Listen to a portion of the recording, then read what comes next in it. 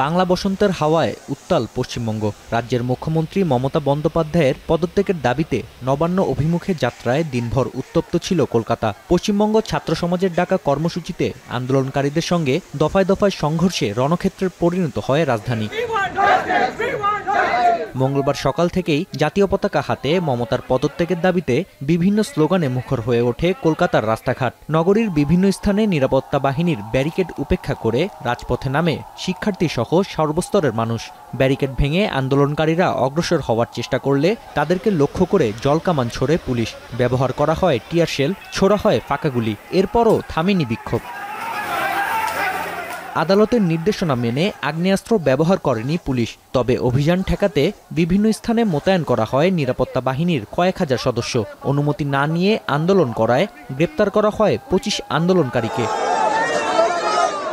আন্দোলনকারীদের ওপর পুলিশের দমনপীড়নের কথা ছড়িয়ে পড়তেই লালবাজারে কলকাতা পুলিশের কার্যালয়ে ঘেরাওয়ের ঘোষণা দেয় বিজেপি। ব্যারিকেড ভেঙে গ্রেপ্তারকৃতদের মুক্তির আন্দোলন অব্যাহত রাখলে আবারও টিয়ারশেল নিক্ষেপ করে পুলিশ। এ সময় অসুস্থ হয়ে পড়েন বিজেপির রাজ্য সভাপতি সুকান্ত মজুমদার। চলে পুলিশের ধরপাকড়। রাজ্যে গণতান্ত্রিক পরিবেশ ফিরিয়ে আনতে রাষ্ট্রপতি শাসনের দাবি করেছে বিরোধী দল। আন্দোলনকারীদের গ্রেপ্তার ও পুলিশি হামলার প্রতিবাদে বুধবার রাজ্য জুড়ে 12 ঘণ্টা বাংলা বন্ধ কর্মসূচির ডাক দিয়েছে বিজেপি। বাংলা বন্ধের ডাক দিয়েছেন। ভারতীয় জনতা পার্টির এই বন্ধ শান্তিপূর্ণ হবে জনগণের অংশগ্রহণের মধ্য দিয়ে। এই বন্ধ আমরা সুনিশ্চিত করব। আরজিকর কাণ্ডে মুখ্যমন্ত্রী দৃশ্যমান পদক্ষেপ নিতে ব্যর্থ এমন অভিযোগে দ্বিধাবিভক্ত পশ্চিমবঙ্গবাসী। আন্দোলনকারীরা বলছেন, নারী চিকিৎসক ধর্ষণ ও হত্যার ঘটনায় দায় নিতে হবে মমতাকেই। তবে ক্ষমতাসীন তৃণমূল কংগ্রেসের অভিযোগ, রাজ্যে অস্থিতিশীল পরিবেশ তৈরি করতেই চলছে এই আন্দোলন। মমতা ব্যানার্জিকে নবান্ন থেকে ছুঁড়ে ফেলে দিতে চায় এই সমাজে জনগণ।